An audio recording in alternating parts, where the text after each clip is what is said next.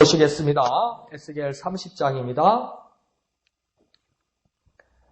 에스겔 30장 1절에서 26절, 30장 전체, 생명의 삶 4월 2일분,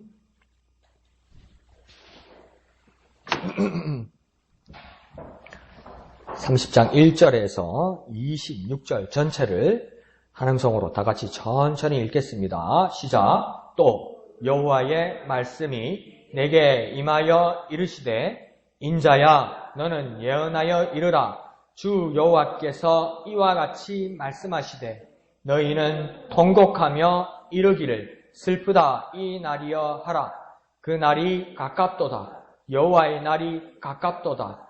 구름의 날일 것이요 여러 나라들의 때이리로다. 애굽에 칼이 임할 것이라. 애굽에서 죽임 당한 자들이 엎드러질 때에 구스에 심한 근심이 있을 것이며 애굽의 무리가 잡혀가며 그 터가 헐릴 것이요 구스와 붓과 룩과 모든 섞인 백성과 굽과 및 동맹한 땅의 백성들이 그들과 함께 칼에 엎드러지리라. 여호와께서 이같이 말씀하셨느니라.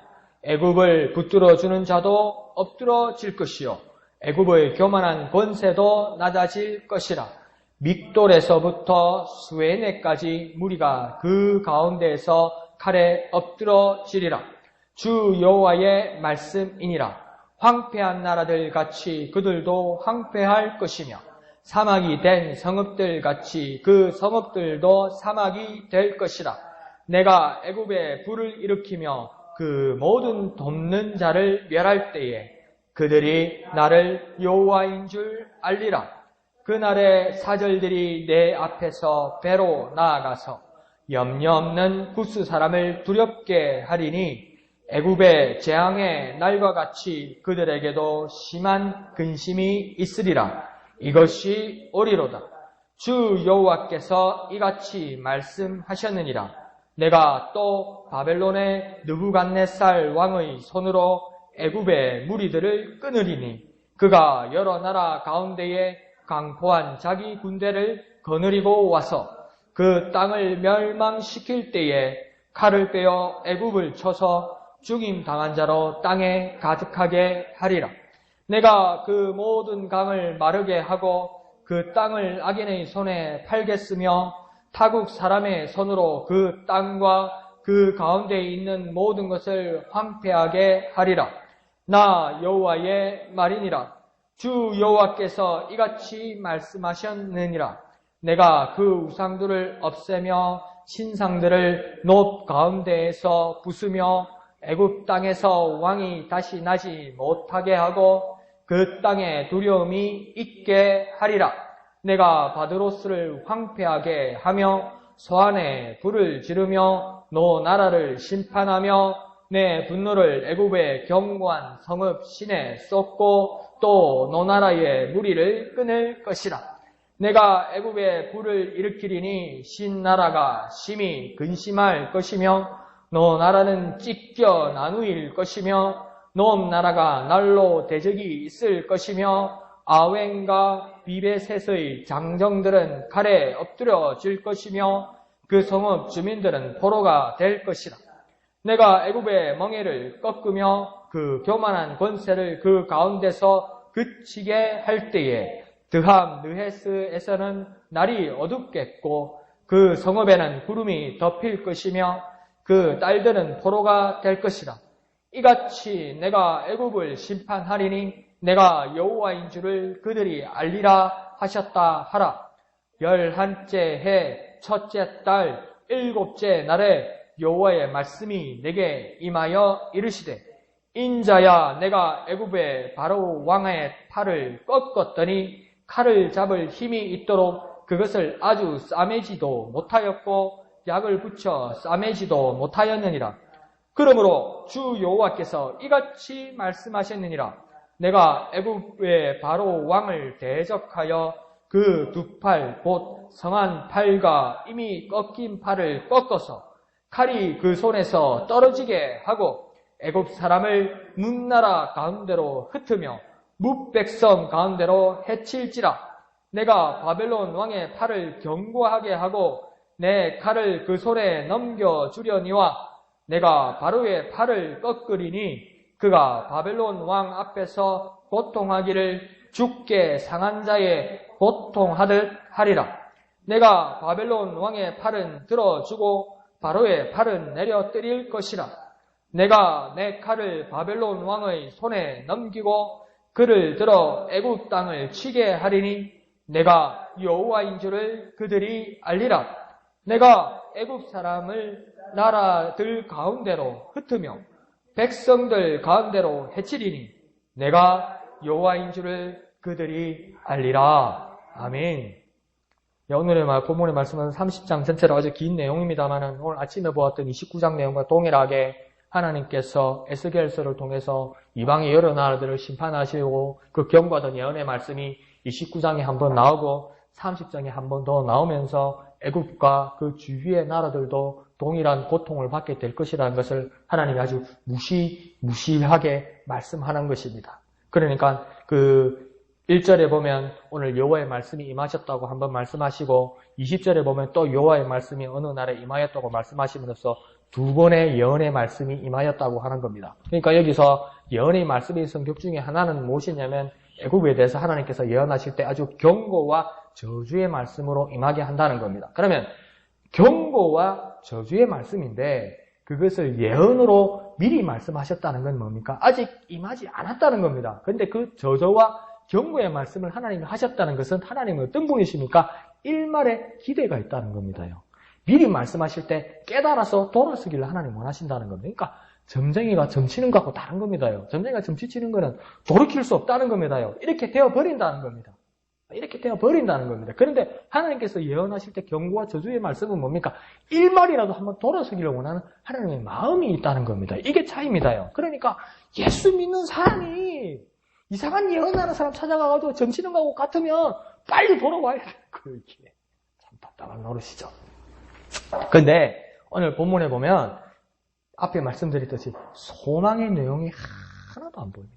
근데 우리는 이 말씀을 가지고 큐티도 해야 되고 묵상도 해야 되고 여기서 생명과 진리를 발견해야 합니다. 그런데 이걸 오늘 어떻게 발견할 수 있을까요? 일단 전반부인 19절까지의 말씀을 보면서 우리는 여기서 무엇을 찾아야 될지 한번 생각해 보기를 원합니다. 그런데요, 이거 간단하면 봐도 2절에서 18절까지만 가도 엄청나게 무시한 이야기밖에 없어요. 너희들에게 앞으로 어떤 것이 임할 것이다, 어떤 것이 임할 것이다 한테 한번 잘 찾아보세요.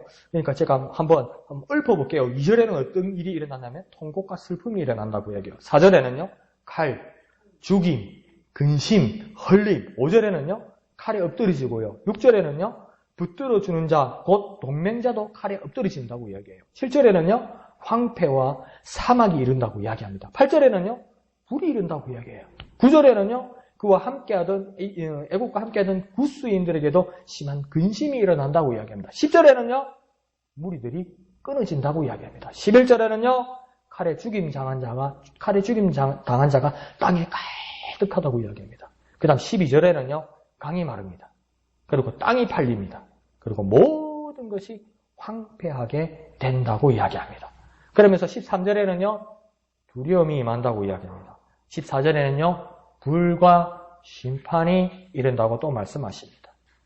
15절에는요, 분노와 끊어짐이 임하고요. 16절에는요, 불, 근심, 칼, 포로가 된다고 이야기합니다. 18절에는요, 멍에가 꺾어지고 교만한 권세가 그쳐버리고 그 날이 어두워진다고 이야기합니다. 엄청 빨리 가죠. 이렇게 숨을 쉬지도 못할 만큼 엄청난 일들이 지금 일어난다고 하나님께서 2절에서 18절까지 에스겔 선지자를 통해서 애굽을 향해서 그렇게 말씀하셨다는 겁니다. 여기서 한두 가지만 일어나도 난리가 날 일 아닙니까? 이렇게 숨 쉴 겨를도 없이 따라서 줄칠 시간도 없이 정신도 없이 몰아붙인다는 거예요. 이게 얼마나 끔찍한 일이겠습니까? 그런데 이게 어디에 임한다는 겁니까? 애굽이라는 한 나라와 그 주변국에 저주들을 쏟아붓는다는 겁니다. 몇 번 말씀드렸지만 우리가 군대에서 기합 받을 때 원산폭격이라는 그 기합이 있어요. 원산폭격은 뭐냐면요, 우리나라 남자들 참 불쌍해요. 그 뭐냐면 열중샷 해가지고 이렇게 땅에다가 머리를 박고 엉덩이를 걸어야 되는 거죠. 그 얼마나 아프겠어요, 머리에. 그러면 이게 오래 막 자주 받고 그러면 이렇게 저도 그랬는데 이 비듬 같은 게 떨어져요. 이게 비듬이 아니고 이게 딱지가 앉아요, 딱지가. 그 심한 사람은 고름이 나죠. 그 정도로 아픈데 그걸 뭐라고 부르냐면 기업을 원산 폭격이라고 이야기해요. 그걸 왜 원산 폭격이라고 그러냐면 6.25 전쟁 때 가장 피해가 많았던 지역이 뭐냐면 함경도 원산입니다. 원산. 얼마나 폭격이 많이 쏟아졌는지 그 땅이 팽팽해졌다고 얘기해요. 그래서 이게 원산 폭격입니다. 얼마나 갖다 부었는지 폭격을 갖다 부었는지 진짜 성경 말씀대로 돌 위에 돌 하나 없이 깨끗하게 막 그냥 쏟아 부은 거예요. 폭탄. 그것처럼 고통스러운 게 원산 폭격이거든요. 그러니까 폭탄만 그렇게 한 도시에 내려붙여도 그렇게 비참해지는 건데, 그렇게 고통스러운 건데, 지금 애굽에 2절에서 18절에 이렇게 엄직한 저주가 한 나라 주변에 저주를 쏟아붓는다는 것은 이거 정말 비참한 일입니다요, 우리. 정말 비참한 일입니다. 집안에 불 한 번 놔도 그죠? 가스레인지에 냄비 한 번 타와가지고 연기가 가득 차도 그죠? 시끄럽한다고 그러잖아요. 근데 이런 일이 일어났다는 건 정말 끔찍한 일이죠. 그런데 이 끔찍하고 비참한 일을 누가 했다는 겁니까? 정확하게 성경은 이야기합니다. 피할 수 없습니다. 19절에 누가 했다고 이야기합니까? 내가 했다고 합니다. 그 내는 누구입니까? 하나님이 애굽을 심판하는 것이라고 이야기합니다. 누가 하신 겁니까? 하나님이 하셨다고 이야기하는 겁니다. 그러면 이건 신나는 일입니까? 당연한 복수국으로 만치는 겁니까? 너무 잘못했으니까 당하는 거지. 심은 대로 거두는 거요. 당하는 거요. 하나님을 대적했으니까 당하는 거요. 것이다. 잘됐다. 통쾌하다. 이렇게 되는 겁니까? 한편으로는 뭐가 불편합니다. 하나님이 정의롭고 공의로우신 하나님인데 정말 이게 달까? 그래서 초대 교회 시대에 고대 시대에 이단이 나타날 때 그게 에비온이든가 에비온 학파든가 거기에서 상당한 그 사람들이 이렇게 고민을 합니다. 이 사랑의 예수님과 이 정의와 이 무서운 하나님과 차이가 너무 많이 나는 거예요. 그러니까 우리는 예수 그리스도를 통해서 하나님의 사랑을 완성했다는 건 맞는데 이 에비온 학파든지 이 사람들은 어떻게 생각하냐면 이 구약에 나타나는 이 무서운 하나님은 불완전하다고 믿는 거죠. 그리고 신약에 나타나는 예수 그리스도의 사랑이 완전하다고 여기서 그 불안한 하나님을 배척하게 되는 거죠. 그건 잘못된 거죠.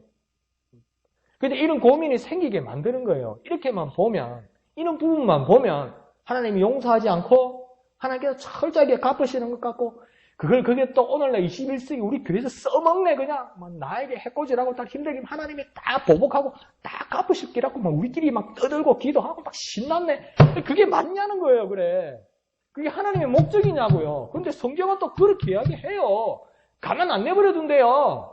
한 나라에 그냥 돌 위에 돌 하나 남지 않게 저주를 임하는 것처럼 이야기해요. 그런데요. 19절에 보면요. 이렇게 복수국으로 끝나는 것이 아니라 19절 전반절에는 나 하나님이 애국을 이렇게 심판하는데 그 목적이 분명하게 19절 하반절에 나옵니다. 19절 하반절에 무슨 뜻 하나님께서 이렇게까지 하시는 이유가 무엇입니까? 나 하나님이 이렇게 애국을 심판하는데 그 목적은 내가 여호와인 줄을 그들 애국 사람이 알게 하기 위한 것이라는 겁니다요. 그러니까 하나님의 목적은 무엇입니까? 저주가 아닙니다요. 하나님의 목적은 심판이 아닙니다요. 저주와 심판은 과정에 불과합니다. 과정입니다. 하나님이 이렇게 비참한 일을 가지고서도 불구하고 하나님이 모든 사람들에게 목적하는 바는 무엇입니까? 여호와 하나님을 알게 하는 겁니다요.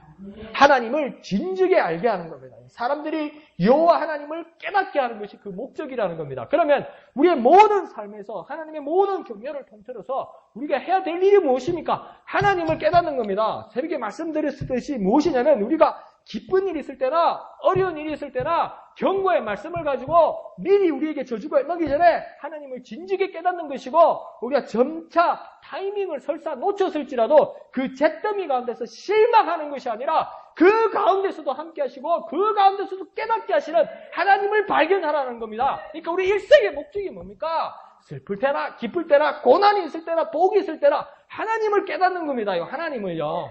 그것을 오늘 본문을 통해서 말씀하는 겁니다.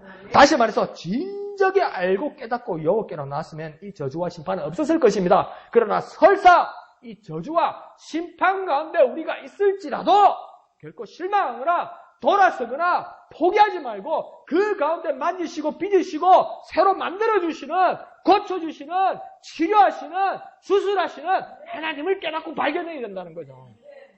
결코 놓칠 시간도 없고 결코 놓칠 여유도 없다는 겁니다. 그러니까 한번 해볼까요? 빨리 깨닫자.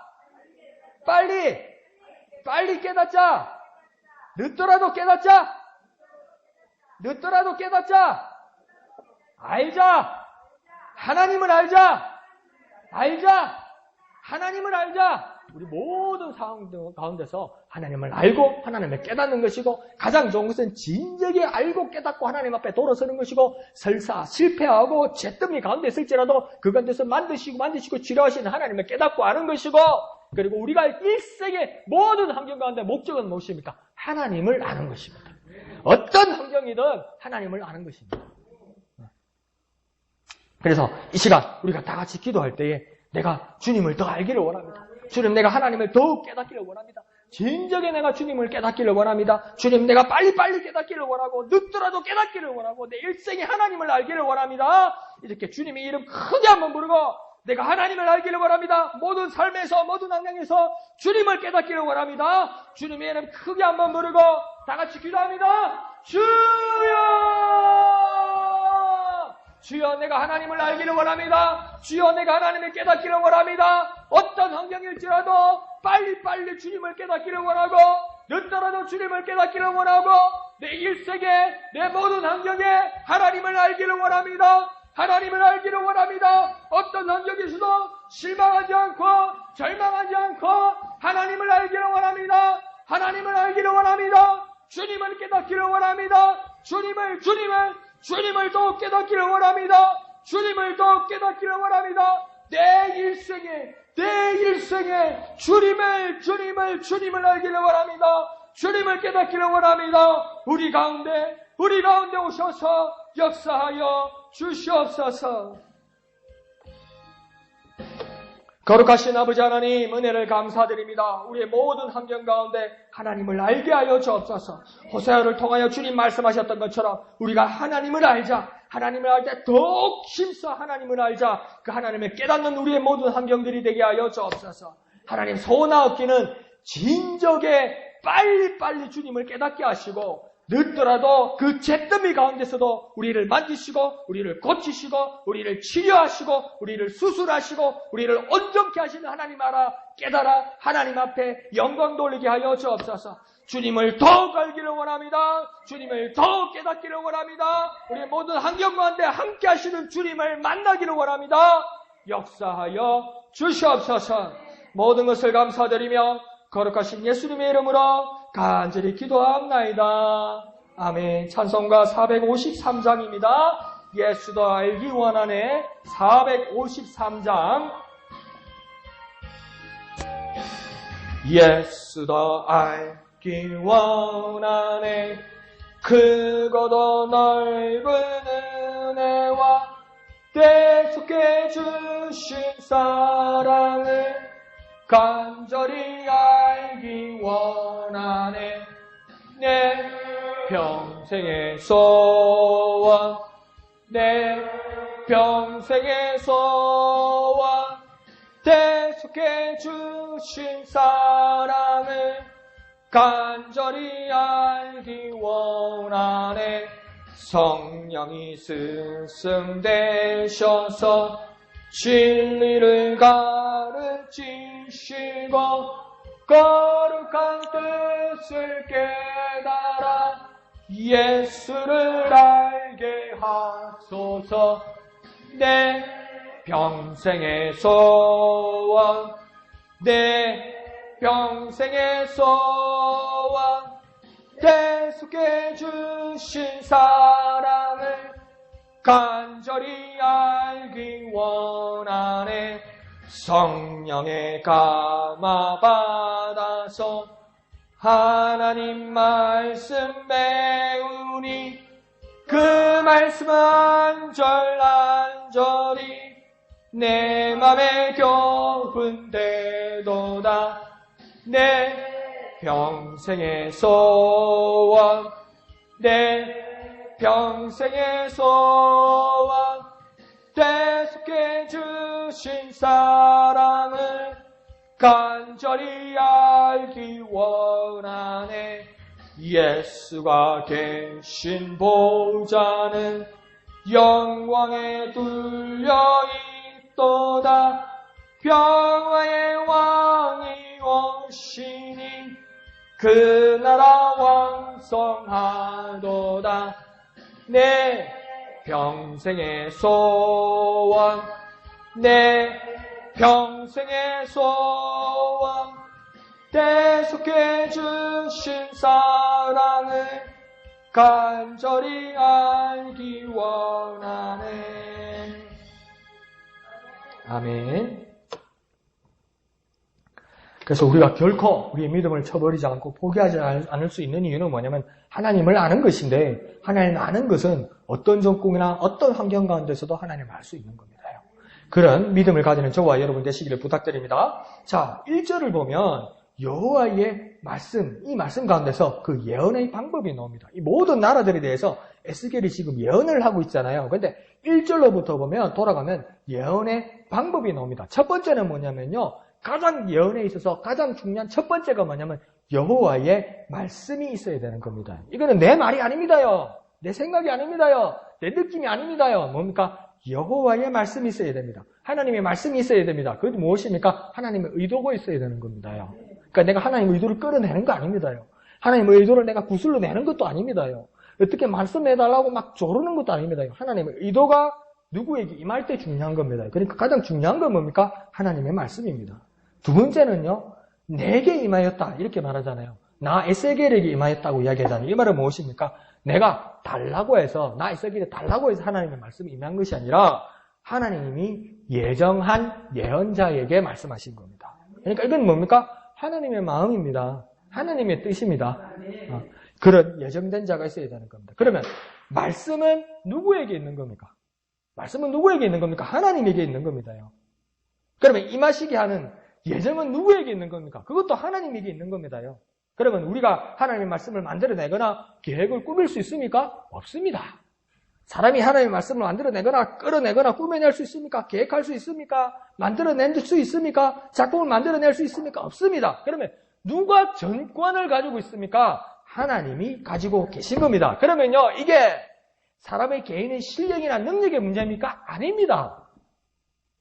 누가 기도를 더 많이 하고 누가 능력이 더 있고 누가 감이 더 좋아서 하나님의 말씀을 봐서 예언하는 건 아닙니다. 이거 하나님 마음입니다요. 하나님의 뜻입니다요. 하나님의 때를 따라서 하나님의 의도를 가지고 하나님이 말씀하는 겁니다요. 그러면 그 하나님의 말씀에 존중하는 것이지, 그 말씀을 전하는 자가 신기가 있고 그 말씀을 전하는 자가 막 큰 능력이 있고 영성이 있는 것처럼 인정하게 되면 그 사람을 만들게 되는 것이고 그 사람이 하나님이 되어버리는 거 아니에요.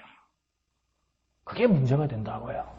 그러니까 예언의 가장 중요한 건 무엇입니까? 하나님의 의도고 모든 정권은 하나님에게 있는 것이고 그 하나님을 따르는 것이 가장 중요한 겁니다.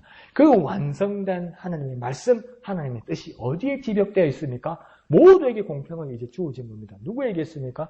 성경에 있는 거죠.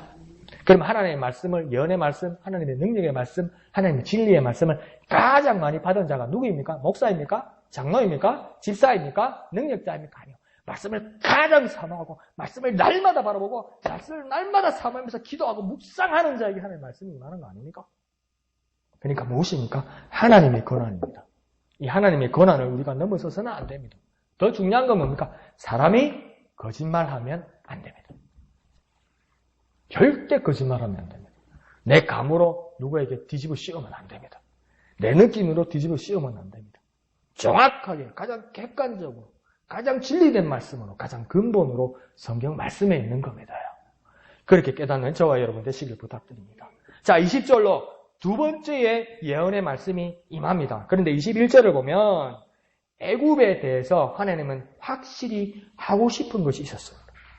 한번 하나님께서 19절까지 이 일을 무시무시한 일을 하고 나서 하나님께서 20절로 애굽에 대해서 한 번 더 하고 싶은 일이 있는데 뭐냐면 정말 무서운 말씀입니다. 뭐라고 이야기합니까? 바로의 팔을 꺾어 놓았습니다. 바로가 칼을 쥐는 손을 하나님께서 꺾어 놓았습니다. 그런데 22절에 하나님께서 또 하시는 일은 뭐냐면 다시는 회복하지 못하도록 다시 한번 그 팔을 양쪽을 다 꺾어서 칼도 잡지 못하게 하겠다. 왜 이렇게 하셨을까요? 우리 같으면 뭡니까? 어릴 때 저희 어머니가 그랬다고 그러더라고요. 자꾸 어릴 때 왜 이 집 방 안에 옛날에는 참 감독고 방 안에 난로가 연탄 난로가 있었잖아요. 다 가스 준 때가 죽으려고 그냥 연습했지. 그래서 그거 다 살아남았어요. 그죠? 그러니까 어릴 때니까 이렇게 막 기고 이러니까 자꾸 난로 가까이 가는 거예요. 그러니까 얼마나 불안하겠어요. 우리 어머니도 정말 무서운 양반이요. 어릴 때 그 말도 못하고 내가 기는 저를 손가락 하나를 이 난로에다 탁 대줬대요, 어머니가. 그러니까 얼마나 자질을 짓겠어요, 어린 제가. 그러면서 그 난로 가까이 안 갔더래요. 네, 그래가지고 그걸 우리 외할아버지가 보고 막 난리가 났더래요. 애한테 그 막 잔인한 짓을 한다고. 근데 우리 어머니는 일부러 그러신 거죠. 근데 그게 안 다치게 하기 위해서. 그럼 하나님께서 지금 바로의 팔을 한번 꺾었다는 건 뭡니까? 한번 꺾어서 혼이 났으면 다시는 안 그럴 줄 알았는데 뭡니까? 조금 기운이 있고 한쪽 팔이 남아있으니까 뭡니까? 딴 생각하더라는 거죠. 그러니까 하나님 뭡니까? 완전히 꺾어버리겠다고 이야기하는 겁니다. 칼을 잡지도 못하게 하겠다고 이야기하는 겁니다. 이 말씀은요, 이미 경고하시고 심판하시고 하나님의 목적이 그 하나님을 깨닫고 돌아오기를 기다리는데 그 기미가 보이기는커녕 도움을 줄 동맹국을 또 기다리고 또 교만을 행하더라는 겁니다. 더 쉽게 말해볼까요? 우리의 삶으로 말하면 우리가 살만하고 숨쉴만하고 조금만 더 회복되면 딴 생각하더라는 겁니다. 그렇게 하나님 앞에 살려달라고 그러고 그렇게 하나님 앞에 도와달라고 그러고 그래서 하나님이 회복시켜 놨더니 하나님께로 돌아가는 것이 아니라 완전 뒤로 돌아이 같아서 더 푹 세상에 빠져서 이전보다 더 악한 귀신 7과 노는 그 사람들처럼 형편이 더 나쁜 것으로 그 속으로 휙 빠져 들어가더라는 거예요. 완전히 회복시키는 것도 아니고 살만하게 건져줘 놨더니 숨이 깔딱깔딱깔딱해서 조금 술만하니까 하나님께로 돌아가는 것이 아니라 딴 생각하고 딴 길로 가더라는 겁니다. 다시 회복되니까 사람을 따르고 권력을 바라보고 술과 담배와 오락에 취해서 하나님 외에 찾는 것을 하나님께서 보시고 더 이상 참을 수 없고 더 이상 바라볼 수 없어서 하나님께서 완전히 꺾어버리신다고 이야기하는 겁니다. 이에 대한 경고입니다. 우리의 삶으로 딱 경각심을 이렇게 이걸 마음에 바꿔둡시다. 하나님께서 회복시키시면요, 하나님의 손길을 느끼고 하나님께로 가는 겁니다요. 그런데 뭡니까? 살만하다고 하나님을 떠나버리면 이거 큰일 납니다요. 큰일 납니다, 여러분. 그러니까 뭐 한번 예를 들어볼까요? 담배를 많이 피던 분이 후두암이 걸렸어요. 출국분 했는데 후두암 수술을 해서 겨우 살아남았어요. 이제 숨이 쉬어지네. 그래서 또 이러는 거예요. 그 재발되면요, 이거 진짜 걷잡아서 없는 거예요, 이건. 의사 할아버지가 와도 못 고치는 거예요. 하나님도 그런 경고예요. 자기에 빠져서 엉뚱한 길로 간 사람 건져놨는데, 그러면 하나님께 감사해서 다시는 그런 죄를 짓지 아니하고, 그래서 가늠한 여인에게 예수님 뭐라고 하면 난 너를 정죄하지 않겠다. 그리고 예수님께서 마지막 당부하시는 말씀은 뭡니까? 정죄가 중요한 것이라 다시는 죄를 짓지 마라.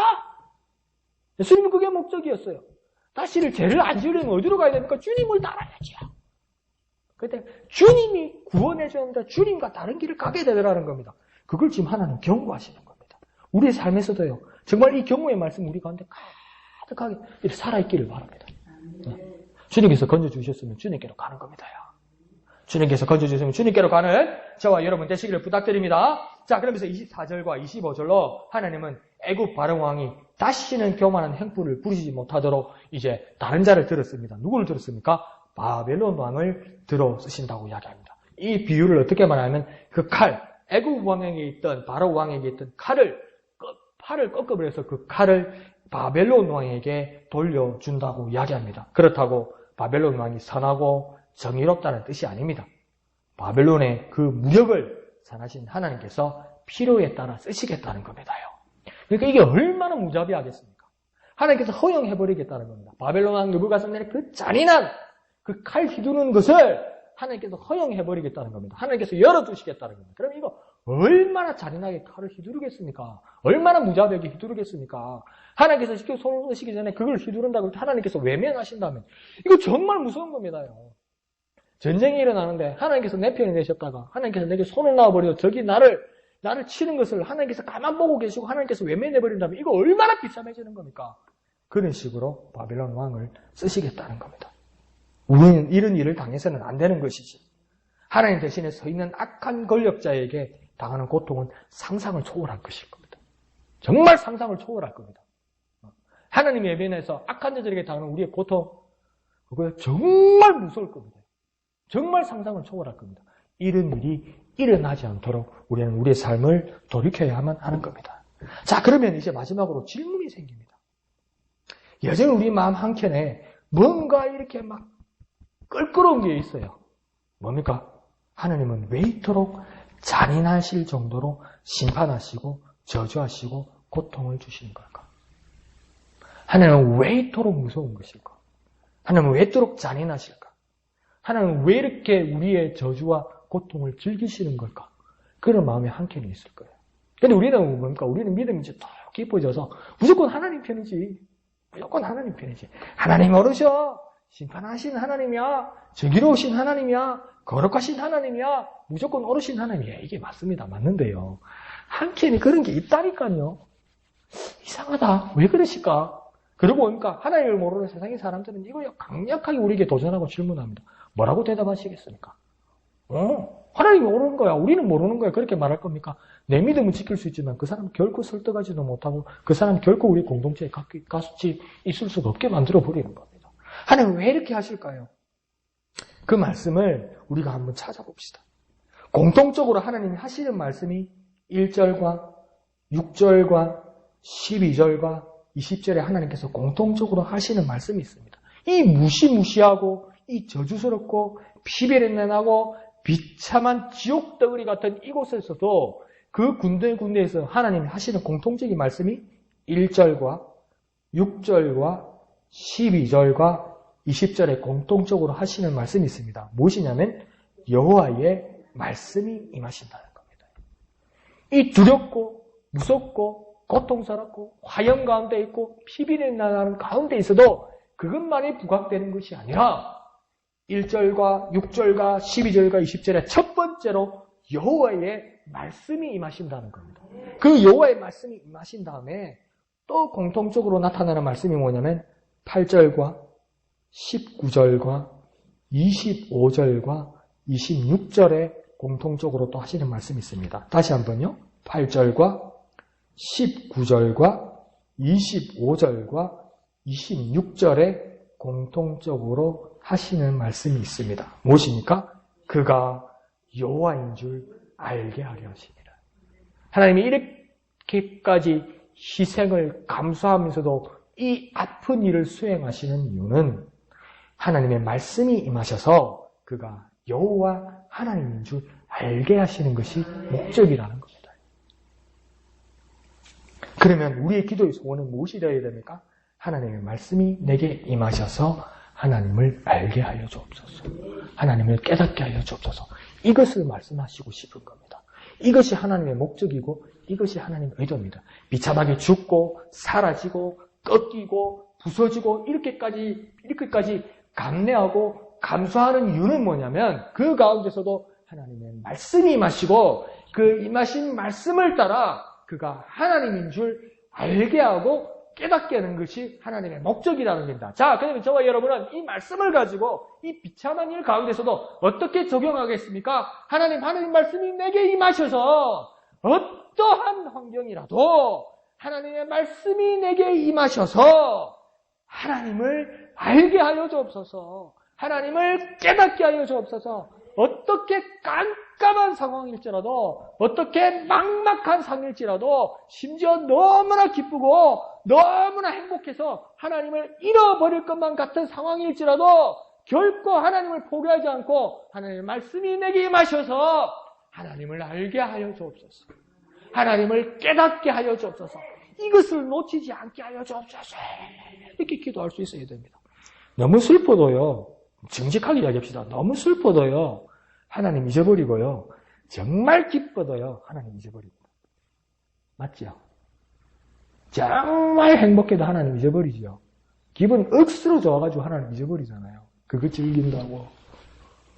억수로 힘들어도 보니까 하나님 잊어버리잖아요. 그러나 그 가운데서도 우리의 기도의 소원과 오늘의 결단은 뭐가 되어야 되냐면 너무나 슬프고 정말 기뻐도 하나님의 말씀이 내게 임하셔서 하나님을 알고 하나님을 깨닫게 하여 주시옵소서. 그것이 우리 기도가 되어야 됩니다. 정말 우리의 평생의 소원이 돼. 내 평생의 소원, 내 평생의 소원, 내 평생의 소원. 계속해 주신 사랑을 간절히 알게 하는. 그럼 내 예수 믿고 구원받았다. 내 예수 믿고 구원받았다. 뭐? 담배 팍 불면서 택한 백성 어디 가겠어? 그게 뭐 하는 짓이오, 그게. 택한 백성 어디 가겠어? 그게 뭐 하는 짓이오, 그게. 어느 순간 우리 목양의 공동체가 어느 집사는 어느 교회는 술 먹고 담배 피우고 그냥 인정하는 분위기가 됐어요. 아니 그게 뭐예요?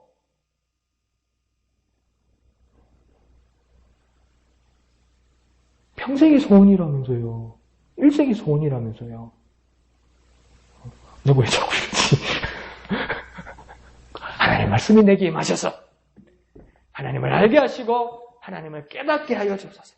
그것이 내 일생의 소원이 되게 주여 역사하여 주옵소서. 하나님의 말씀이 내게 임하시고 하나님을 깨닫게 하여 주옵소서. 하나님의 말씀이 내게 임하시고 하나님을 깨닫게 하여 주시옵소서. 주님의 이름 크게 한번 부르고 다 같이 기도합니다. 주여! 거룩하신 하나님, 하나님의 말씀이 내게 임하시고 하나님을 알게 하여 주옵소서. 하나님을 깨닫게 하여 주옵소서. 하나님의 말씀이 내게 임하시고 내가 하나님을 알게 하시고 하나님을 깨닫게 하여 주옵소서. 하나님의 말씀이 내게 임하시고 하나님의 말씀을 내가 깨닫게 하여 주시옵소서. 어떠한 능력일지라도 하나님의 말씀이 내게 임하시고 내가 하나님을 깨닫게 하여 주옵소서. 하나님을 깨닫게 하여 주시옵소서. 하나님을 깨닫게 하여 주옵소서. 하나님의 말씀이 내게 임하셔서 하나님을 알게 하시고 하나님을 깨닫게 하여 주옵소서. 내 일생의 소원, 내 일생의 소원, 내 일생의 소원, 내 일생의 소원이 되게 하여 주옵소서. 하나님의 말씀이 내게 임하셔서 하나님을 알게 하시고 하나님을 깨닫게 하여 주옵소서. 하나님의 말씀이 내게 임하셔서 내가 하나님을 알게 하여 주옵소서. 내가 하나님을 깨닫게 하여 주시옵소서. 예수도 알기 원하네. 크고도 넓은 은혜와 453장입니다. 예수도 알기 원하네. 크고도 넓은 은혜와 계속해 주신 사랑을 간절히 알기 원하네. 내 평생의 소원, 내 평생의 소원, 계속해 주신 사랑을 간절히 알기 원하네. 성령이 스승되셔서 진리를 가르치시고 거룩한 뜻을 깨달아 예수를 알게 하소서. 내 평생의 소원, 내 평생의 소원, 계속해 주신 사랑을 간절히 알기 원하네. 성령의 감화받아서 하나님 말씀 배우니 그 말씀 안절안절히 내 맘에 교훈되도다. 내 평생의 소원, 내 평생의 소원, 계속해 주신 사랑을 간절히 알기 원하네. 예수가 계신 보좌는 영광에 둘려 있도다. 평화의 왕이 오시니 그 나라 왕성하도다. 내 평생의 소원, 내 평생의 소원, 계속해 주신 사랑을 간절히 알기 원하네.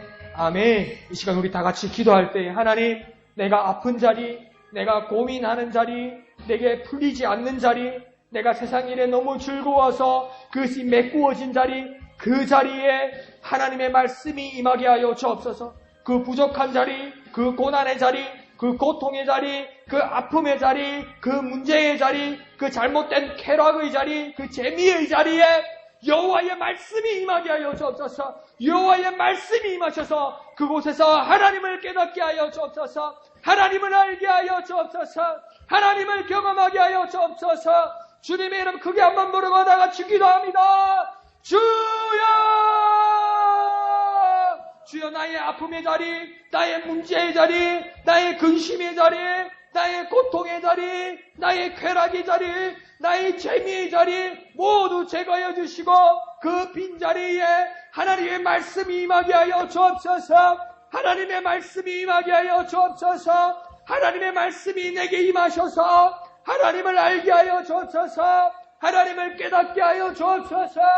하나님을 경험하게 하여 주옵소서. 주여 역사하여 주옵소서. 주여 역사하여 주옵소서. 역사하여 주시옵소서. 거룩하신 아버지 하나님, 은혜를 감사합니다. 하나님, 여호와의 말씀이 내게 임하셔서 내가 하나님을 알게 하여 주옵소서. 내가 하나님을 깨닫게 하여 주옵소서. 우리의 문제의 자리, 우리의 고민의 자리, 우리의 아픔의 자리, 우리에게 풀리지 않는 자리, 우리에게 쾌락의 자리, 재미의 자리, 그 자리에 하나님의 말씀이 임하게 하여 주옵소서. 하나님의 말씀으로 채워 주옵소서. 그 말씀으로 내가 하나님을 알게 하여 주옵소서. 내가 하나님을 깨닫게 하여 주옵소서. 내가 하나님을 경험하게 하여 주시옵소서. 하나님의 사랑 가운데 있게 하여 주옵소서. 낫게 하여 주시고 치유하게 하여 주시고 풀어주시고 주의 뜻으로 말미암아 행복하게 하여 주시고 부여하게 하여 주시옵소서. 모든 것을 감사드리며 거룩하신 예수님의 이름으로 간절히 기도하옵나이다. 아멘. 하늘에 계신 우리 아버지, 아버지의 이름을 거룩하게 하시며 아버지의 나라가 오게 하시며 아버지의 뜻이 하늘에서와 같이 땅에서도 이루어지게 하소서. 오늘 우리에게 일용할 양식을 주시고 우리가 우리에게 잘못한 사람을 용서하여 준 것 같이 우리 죄를 용서하여 주시고 우리를 시험에 빠지지 않게 하시고 악에서 구하소서. 나라와 권능과 영광이 영원히 아버지의 것입니다. 아멘. 주님 감사합니다. 주님 감사합니다. 주님 감사합니다. 하나님 말씀이 내게 임하시고 하나님을 깨닫게 하여 주옵소서. 하나님 말씀이 내게 임하시고 하나님을 깨달을 수 있도록 하나님을 깨달을 수 있도록 하나님의 말씀이 내게 임하시고 하나님을 깨달을 수 있도록 은혜 베풀어